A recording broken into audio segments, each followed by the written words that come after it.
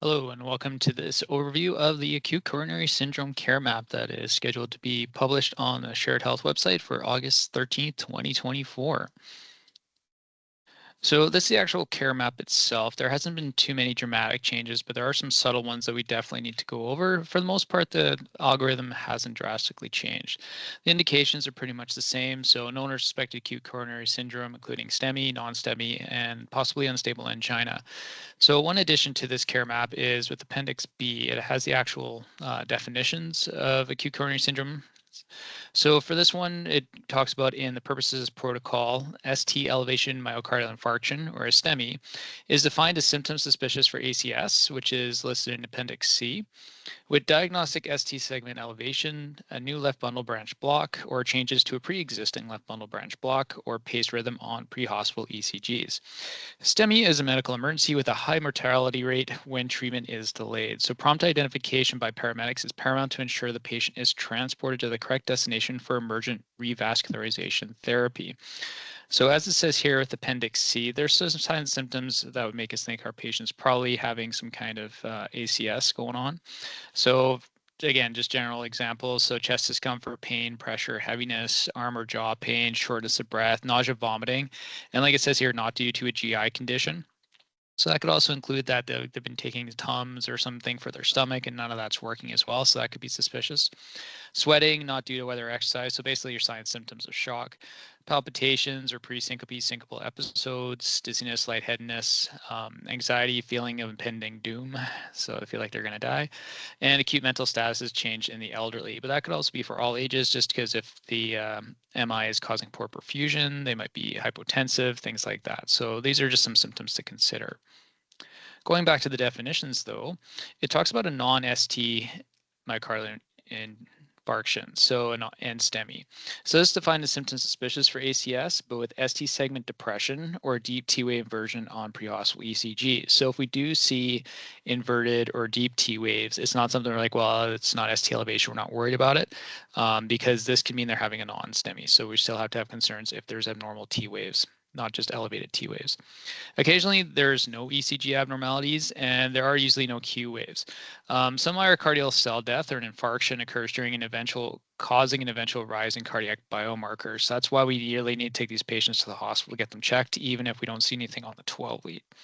Unstable angina is similarly defined, but there is no evidence of infarction and no rise in biomarkers. So again, there's a difference between angina versus an infarct.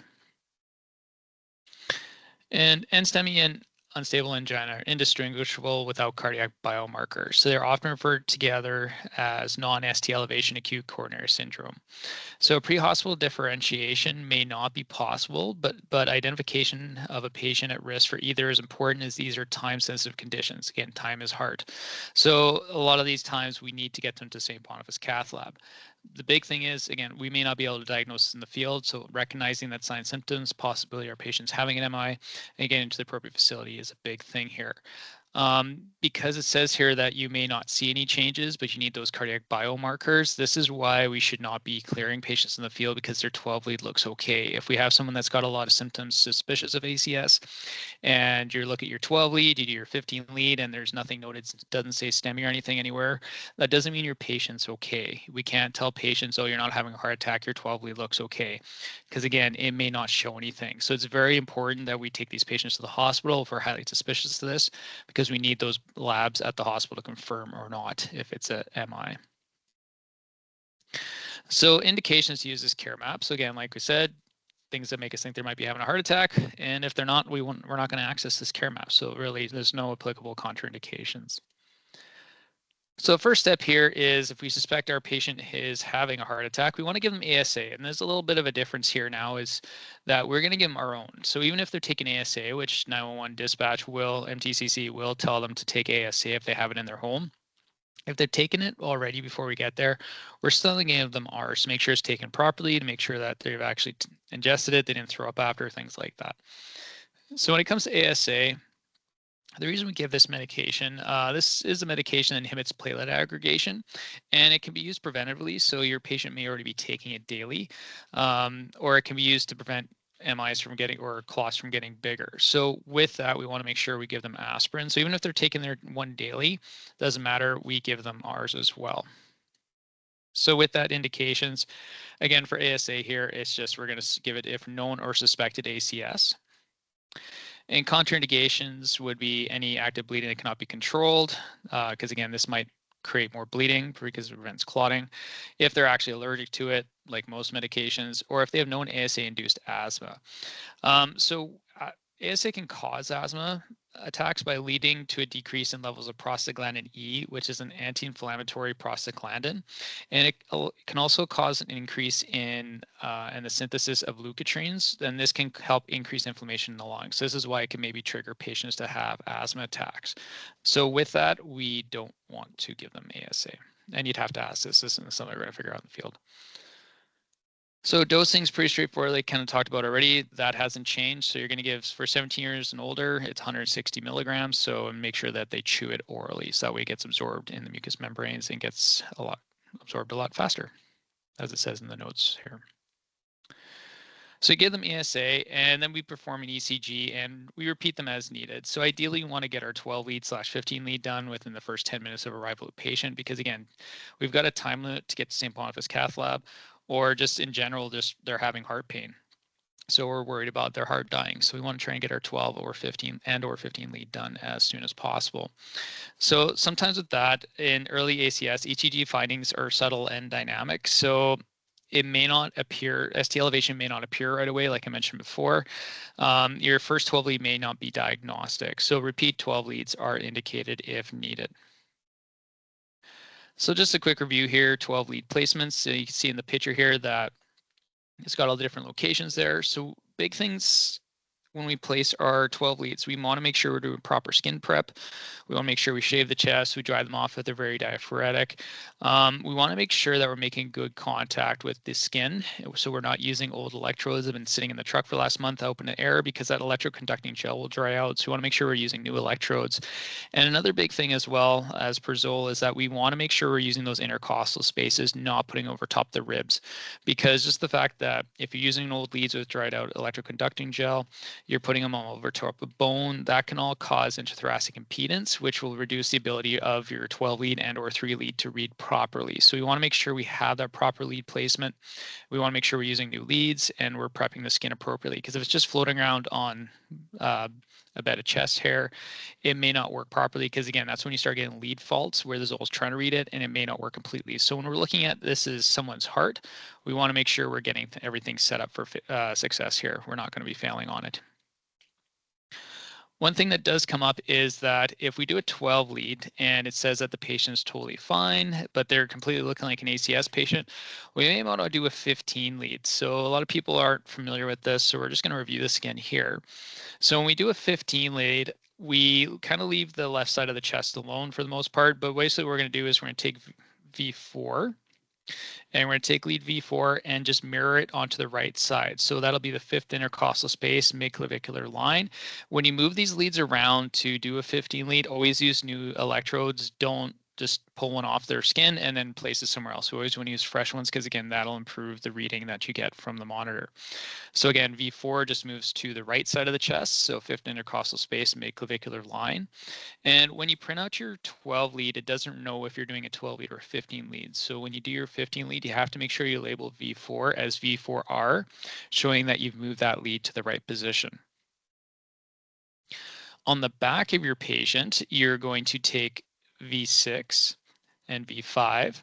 And V5 is going to move to the 5th intercostal space, mid-scapulary line. So once you move that, again, using a new electrode, that becomes lead V8. And then you take V6, and V6 goes in between lead V5 and the spine. So that becomes lead V9 in its new placement. So again, when we do our 15 leads, V4 gets moved to the right, so that becomes V4R. V5 gets moved to the back in the mid-scapulary line, 5th intercostal space, becoming V8.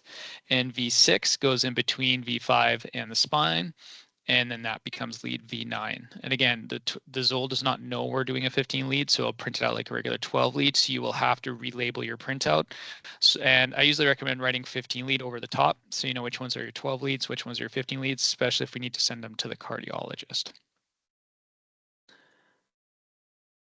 So if you have any known or suspected STEMI on the ECG, we're going to consult with the code STEMI physician with a known or suspected ST segment elevation myocardial infarction, so a STEMI. So paramedics with the PCP and ICP work scopes can consult online medical support at any time for assistance. So if you get a rhythm and the Zoll's not saying STEMI or anything, then you're like, I'm not really thinking it's reading it properly, you can absolutely call for a consult just to make sure. It's better to be careful on that side, right? Because again, if cardiologists have a lot more experience with this than we do, it's kind of their thing. So if they see things that we're not trained to do or don't recognize, then it might help your patient out.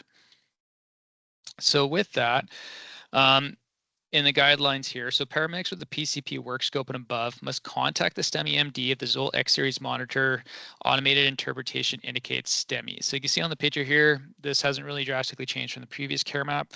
If it says STEMI with the stars on each side, then we're phoning the cardiologist. Okay, so we want to make sure we're doing that as a PCP. So now a change in the care map here is we're going to go back to something we were doing before, is that paramedics with the ICP work scope and above should consider contact the STEMI MD if the ECG shows any or more of the following. If it shows an ST segment elevation of at least 1 millimeter at the J point in any 2 or more anatomically contiguous leads. So as you can see on the picture here, I just put this up here. This is your 12 leads. So as you can tell, when it talks about contiguous leads, they have to be anatomically contiguous. So if you have ST elevation in lead 3, which is an inferior lead, and ST elevation in lead V1, which is septal, they're not contiguous. They're not anatomically together. But if you see ST elevation like say V2, V3, V4, those make sense. If you have ones in lead 1, V6, V5, because those are all lateral leads, that would make sense as well. So that's when we look at contiguous leads. So when you see things like that, that's when we're going to consider calling the cardiologist. Also, when it comes to looking for J point elevation, the J point is the junction between the termination of the QRS complex and the beginning of the ST segment.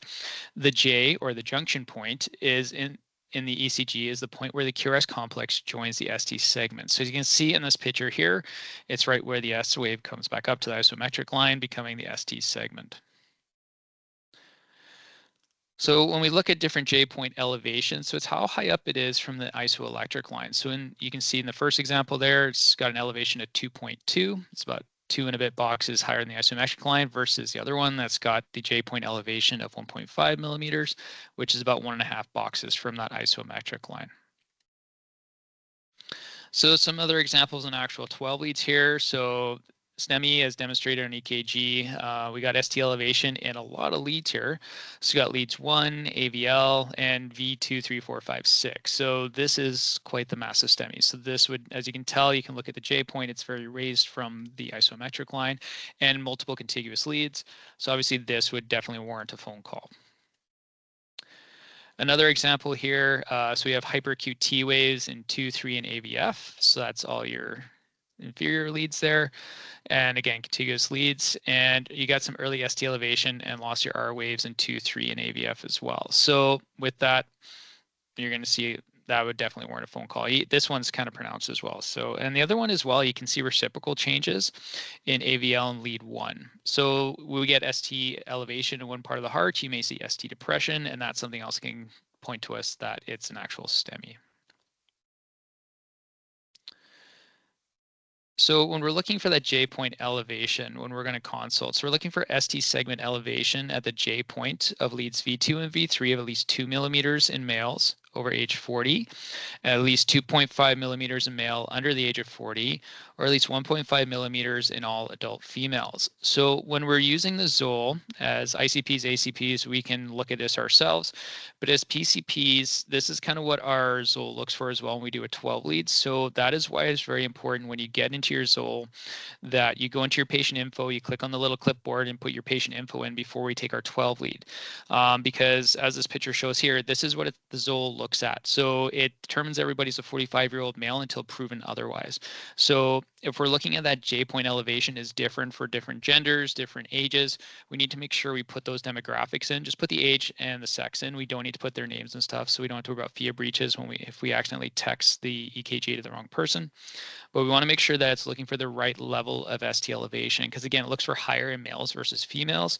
So if we have a female patient, it may not say it's a STEMI because it's looking for a higher level of J point elevation.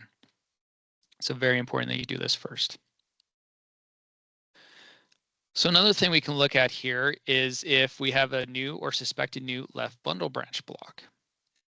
So with that, again, here's when it looked like on your Zoll. So you can use your Zoll, but like take a look at the 12 lead to confirm it as well. So as you can see, it just says at the top there, abnormal finding, but as you go down there, it says left bundle branch block. So if we've got a new or suspected new, or if you ask your patient, do you have a bundle branch block? And they're like, nope, no cardiac problems here. That would be a reason to call the cardiologist as well. So with that, when we look at left bundle branch block, this is just an example of things we're going to be looking for. So there's going to be difference. So we're going to look at V1 and V6.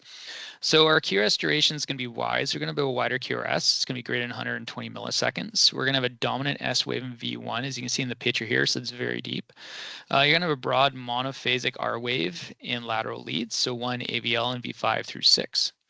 And you could have absence of Q waves in the lateral leads. Your prolonged R wave peak time is going to be greater than 60 milliseconds and leads V5, V6. Or might have that notching in V6 that may not always be present, but that's definitely a good indicator to look for as well.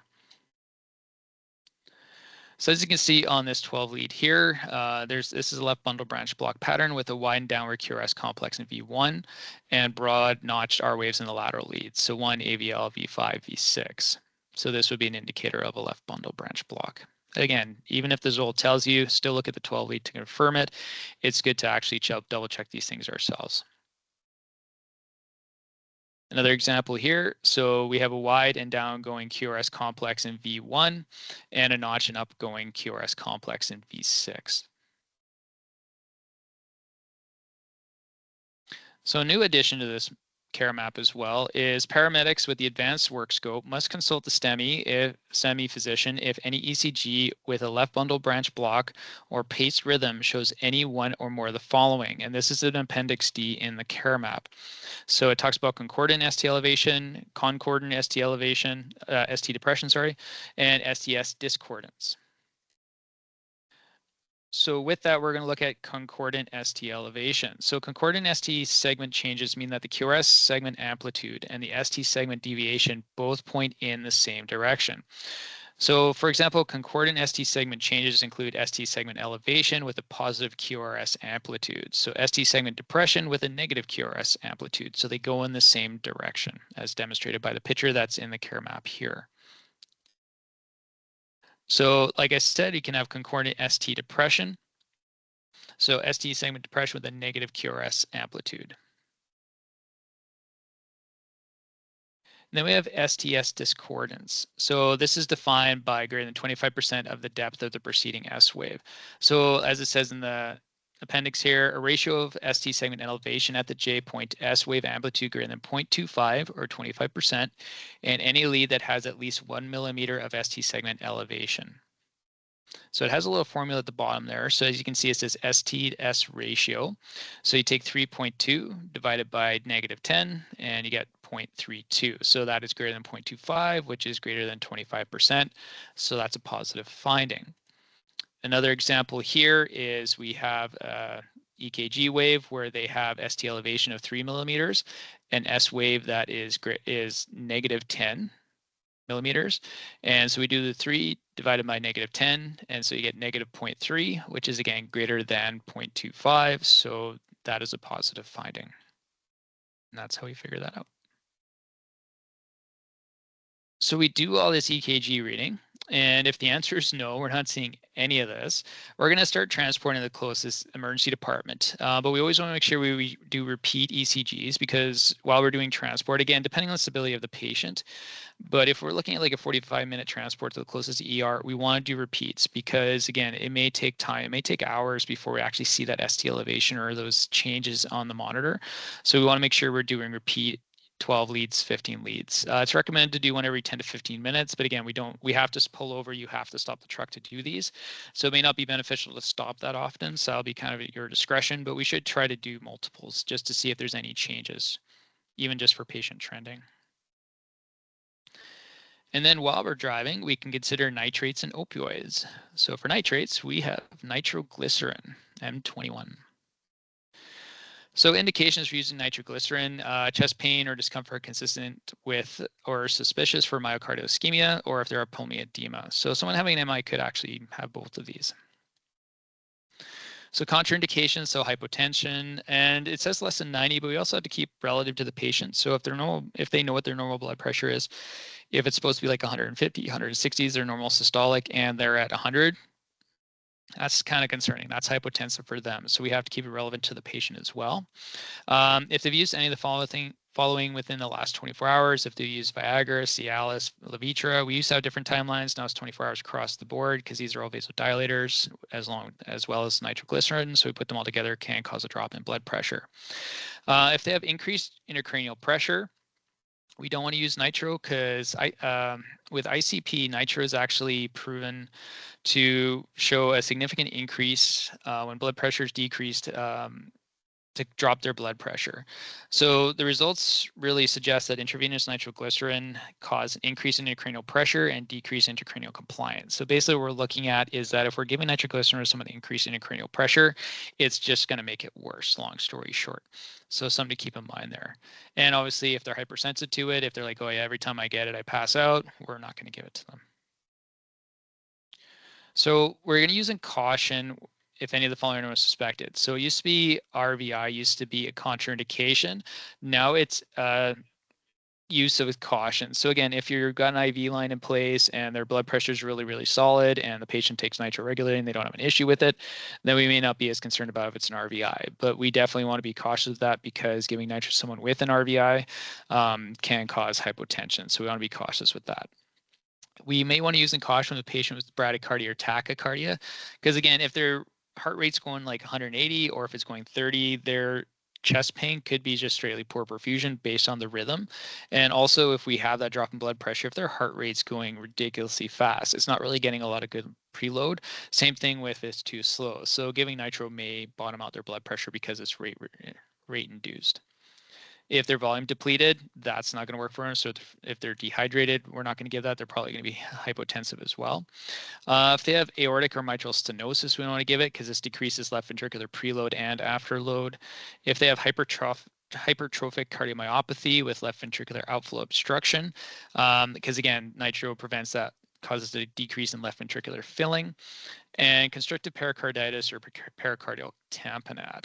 So we don't want to give it for that reason because patients in these states already have reduced blood return to the heart, and that's going to be worsened by the administration of nitroglycerin. So we don't want to give nitro to these patients. Again, we're going to have to maybe ask patients if they have that kind of a medical condition. Or if we're doing an IFT for someone with pericardial tamponade, we may not want to be giving them nitro. So our dosing for nitroglycerin, for sublingual, we're going to give 17 years and older as 0.4, spray underneath the tongue, and repeat every 5 minutes as required. So we also have our transdermal or topical. So with that, for 17 years and older, we're going to get 0.4 to 0.8 milligrams per hour. So with the transdermal, we're going to give it if they're not compliant with oral because maybe they just can't follow commands. There's a communication barrier where we can't get them to spray it under their tongue. We can put the patches on, or it's brought back the recommendation that after you've given 3 sprays of nitro, if it's working, there's no negative side effects, we can switch to the patch. That way they get slowly infused, so we're not spraying nitro in their mouth every 5 minutes on a 1-hour IFT or a 2-hour primary transport. They can just let the infusion work. And that's nitroglycerin. The other thing it talks about here is that nitrates, and it also talks about opioids. So one of them what we have in our toolbox is we have fentanyl. So this is a high alert medication. So you always want to make sure you're checking with your partner and following all the protocols for high alert medication.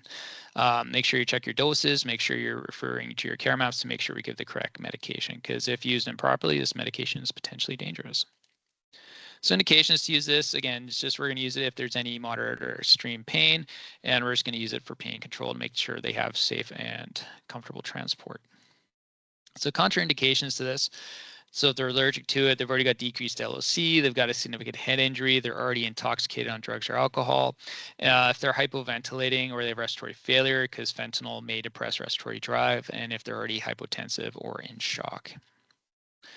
So with that, we can give it intranasally. So if we're going to give fentanyl intranasally, it's strongly recommended that you do not administer intranasal fentanyl without actually having an IV, because again, if we give them nitrates and then we can follow up with fentanyl, it could cause another drop in blood pressure, which can worsen myocardial ischemia, which is going to end badly. So you should really have an IV before you're giving it intranasally. For 10 years and older, we're going to give 2 mics per kg, single dose max of 100 micrograms. So repeat once in 10 minutes if required. Okay, ideally, try and split the dose between 2 nostrils, but if you spray it up one, if you do a second dose, spray it up the other one. And this should buy you time to hopefully get an IV in place.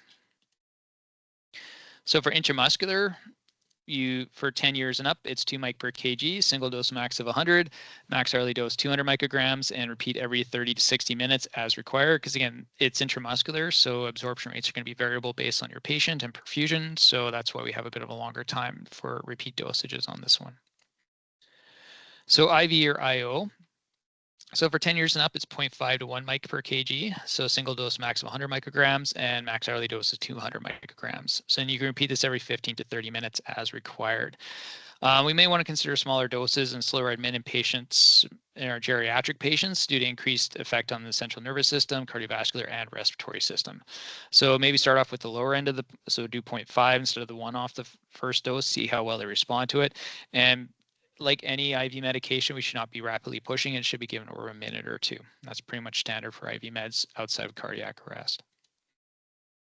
And that's fentanyl. So again, remember, it is a high alert medication, so confirm your dosages, confirm your routes, all that stuff with your partner. So make sure that we're safely administering this medication. The other opiate we have is morphine. Again, and this is another high alert medication. So if we're doing dosaging, it's all weight based. We want to make sure we double check with our partner, make sure our math's correct, our routes, all that good stuff. So now, when it comes to ACS, fentanyl is actually more preferred than morphine, because in studies, morphine has found to reduce the the ability of ticagrelor, which is another cardiac med we were able to give. It's actually reduced the efficacy of giving ticagrelor, and use of morphine was associated with higher mortality in patients with non-STEMI, basically. So your non-ST elevation myocardial infarction. So with that, we want to be a little bit more careful with this. And even in a lot of recent studies, use of morphine alone or in combination with nitroglycerin for patients presenting with non-STEMI ACS was associated with higher mortality.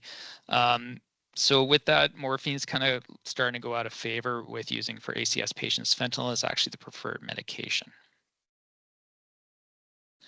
So indications, again, it's just if they need mild to moderate pain and they need some kind of pain control for transport. So contraindications, obviously, if they're allergic to it, if they have decreased LOC or known or suspected significant head injury, because it's been found, again, in studies that giving morphine to people with head injuries, it may cause increased intracranial pressure and a decreased mean arterial pressure, which causes decreased cerebral perfusion pressure. So with that, it's not going to help with the perfusion of their brains, so we're going to stay away from this one as well.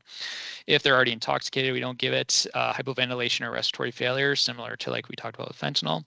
If they're got uncorrected or uncorrectable hypotension or hypoperfusion, but because basically morphine can possibly cause decreased sympathetic output, which reduces heart rate and blood pressure, as well as decreased venous return. So obviously it's not going to help their perfusion very much, which would be ACS patients as well a lot of times. So our initial dose, if they're over 10 years, we can give it IM.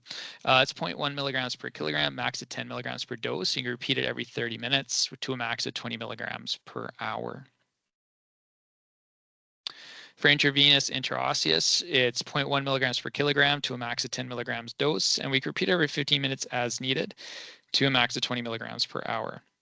So again, with our geriatric populations, you may consider smaller doses and slower push, so maybe at least over a couple minutes. In patients over 75 years due to increased effects, again, like fentanyl on their CNS, CVS, and respiratory systems. So don't just slam them full of morphine. And that's morphine. Again, with that, like I said before, it's a high alert medication. Make sure you're doing your patient rights for medication administration every single time. This one, though, because there's math involved and because it has potential to cause harm, we always want to make sure we're checking our dosages with our partner. So we have separate checks for dosing. So with that, that was if we didn't suspect anything on the ECG. So let's going to go to the right side of the care map and owner suspected STEMI on any ECG. And the answer is now yes. So with that, we're going to be making some phone calls. So if STEMI is known or suspected, regardless of where you're located, we're going to contact dispatch and obtain the name and phone number of the on-call STEMI MD, and we're going to call them directly. So communication should include the patient's name, age, gender, time of symptom onset, medical history, allergies, if they're taking medications, current vital signs, any other relevant physical findings. So again, the signs and symptoms that would lead you to thinking that's an ACS patient. Estimated time to the cath lab at St. Boniface Hospital, and any contraindications to administration of TNK, which is in Appendix A. So in Appendix A in the care map here, contraindications of fibrinolysis, your TNK checklist. So tenecteplase, or TNK, is a modified form of recombinant human tissue plasminogen activator used in treatment of myocardial infarction and pulmonary emboli. Long story short, TNK binds to clots and alters plasminogen to form plasmin. This in turn degrades the fibrin matrix of the thrombus. So the fibrin matrix is what actually holds that clot in place. When we give TXA, we make the fibrin stronger, so that way the clot doesn't break down. Whereas when we give TNK, it has the opposite effect and it breaks down that fibrin. And so that way it helps break up or dissolve clots that are existing. So basically, if you think about it, TNK does the opposite of TXA. That's why we give it to patients with with heart attacks. So it's got the whole list here. So basically, when we look at our TNK checklist, make sure it's just a quick yes or no. I just ask the patient these. Do the best you can. If like they're having trouble talking, nobody else to get history, do the best you can. Just try to get, have they been in the hospital the last few months? If no, then you can say, oh, they probably haven't had a stroke in the last few months, things like that. So try and get as much of a history of your patient as possible. So with that, does the STEMI MD confirm diagnosis? If the answer is no, we're going to go to closest ED. And then like we talked about before, we can do repeats because things can change over an hour or two. And we can consider pain control for these patients as well if needed. Does the STEMI MD confirm diagnosis? The answer is yes. The next question is, can you arrive at the cath lab within 100 minutes? If the answer is yes, we're going to start going to the cath lab. So if the STEMI MD confirms a diagnosis and the patient can arrive at the cath lab with 100 minutes of EMS arrival, they'll usually advise paramedics to transport directly to St. Boniface Hospital and go to the cath lab. The cath lab is a finite resource. They can only take so many patients at a time. So they usually want you to go to the cath lab, but if the cath lab is already busy or there's just no space for your patient, they may request you to go to at least St. Boniface emergency room. So the patient can be admitted there to go to the cath lab at a later time. So you're not guaranteed to go to the cath lab every time, but hopefully at least get you to the right hospital and send you to St. Boniface. If you're directed by the STEMI MD, you can administer ticagrelor or enoxaparin, and again, consider nitrates and opioids for pain control and comfort for your patient. So when we look at our medications here, we have ticagrelor. So ticagrelor is a P2Y12 platelet inhibitor, preventing ongoing platelet aggregation. So basically what that means is if they have a blockage in their heart caused by a clot, it's going to prevent it from getting bigger. So indications for this is if we have a known or suspected STEMI, and we only give it when told to by the STEMI physician. We don't give this on our own. It's not like aspirin. So contraindications, so a patient may be a candidate for TNK, like that's why we did our checklist, and they may have active bleeding that cannot be controlled by basic measures or a non-compressible site. So if they have an active GI bleed ongoing right now, we're not going to give it because obviously this is going to prevent that from clotting and could cause worsening of bleeding. And obviously if they're allergic to it, we're not going to give them the med. So our initial dose, it's just 17 years and older, it's 180 milligrams, so it's 2 tablets.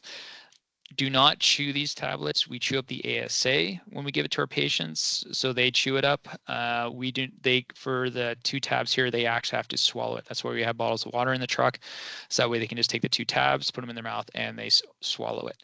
If we're worried about any kind of choking hazards or just they're not understanding, then obviously that might be a relative contraindication as well. But again, when we administer ASA, they chew them.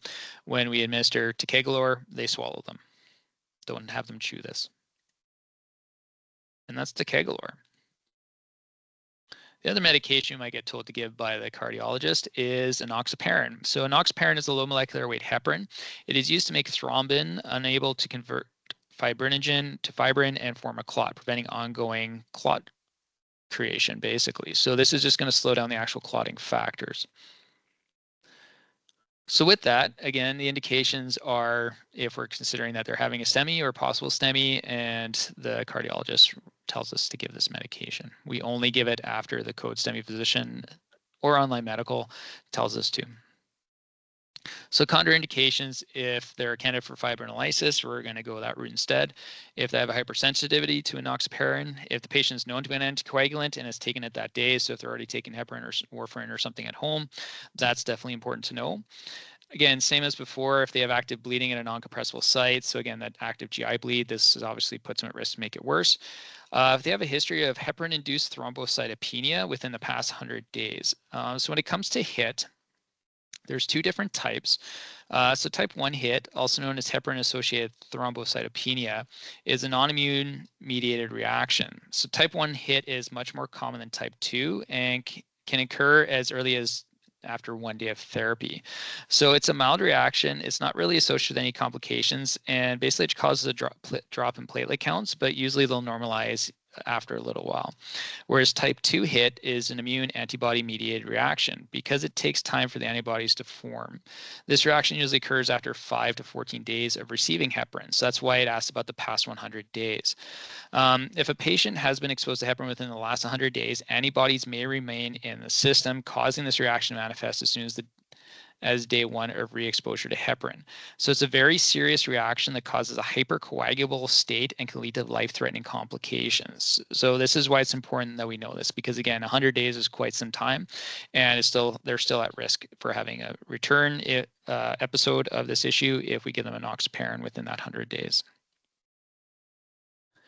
So with that, for enoxaparin, we can give it IV or subcutaneous. Again, this is another high alert medication. It's weight-based, so we have to make sure we're checking our math and our dosing with our partner. It's a high alert medication, and so the other thing to keep in mind as well with the dosing is we round it off to the nearest 10 milligrams. Okay, so always make sure we round it off to the nearest 10 milligrams. So if we're going to give it intravenous, if they're less than 75, we give 0.5 milligrams per kilogram to a max of 50 milligrams. If IV is unattainable or a higher dose is needed, then we can use subcutaneous route, but IV is preferred. So if you're going to give 50 milligrams, ideally give it IV. But if you can't get that IV for whatever reason, we can give it subcutaneously.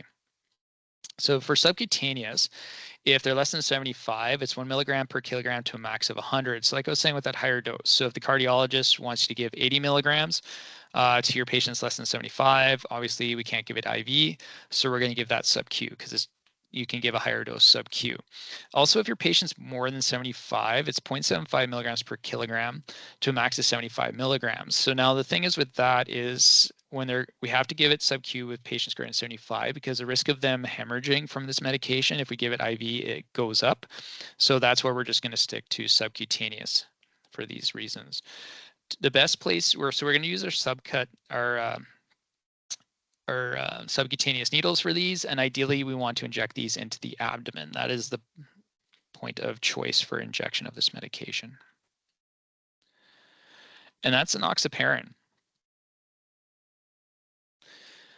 So we're given delegation to give these medications. Next thing is, can we arrive at the cath lab within 100 minutes? What if the answer is no? We're further than that. You could consult with the transport physician for emergency IFT or possible air intercept. So if the STEMI MD confirms the diagnosis, but the patient cannot arrive at the cath lab within 100 minutes, we're going to contact dispatch and request to speak to the transport physician regardless of your geographic location. The STEMI MD will determine the reperfusion plan while the transport physician will assist with the transport strategy. So whether that's an intercept or it's like you know what, just come here anyways. You can make it by road. If it's 120 versus 100, they can have that conversation. Like it says in the care map, in certain situations, the STEMI MD may still advise transfer to St. Boniface Hospital for PCI, even beyond the 100-minute window. So that's why no matter where you are, you need to make that phone call and they'll make the decision. Based on what's available for resources, the transport physician may determine that an air intercept will be the ideal, and if it's available, they may set that up for you. But also what might happen is based on your transport time and availability, or even just the capacity of St. Boniface Hospital, They may refer you to go to the closest facility capable of performing fibrinolysis with TNK, like we talked about, and then possibly a follow-up IFT to St. Boniface Hospital. So with that, the transport physician may set up that we take our patient to the closest ED, they get their TNK, and then we carry on down the highway to St. Boniface Hospital. So ideally, if you're doing a call like that, and that's the plan set up by the cardiologist and the transport physician, we need to stay with that patient because basically we're just going to facility, get the medications they need to deal with this, and then we carry on down the highway. We're not dropping them off. But again, that's a conversation to have once you get to facility as well. So just don't be expecting to unload the patient right away based on what the plan is. Does the STEMI MD still advise direct transport to the cath lab? And if they do, like I said, it may still happen even if you're like 120, 130 minutes away. They may still, say, you know what, just bring them down, and then we're going to transport as directed by the hospital or as advised by the transport physician. So again, with that, if you're directed by the STEMI MD to give Kegel or enoxaparin, we do that, and we consider nitrates and opioids if we need to for pain control.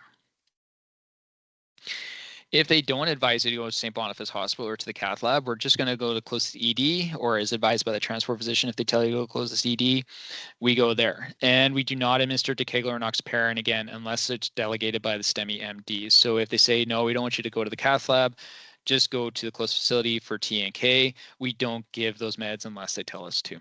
Okay, but again, the nitrates and opioids for pain control are always on the table.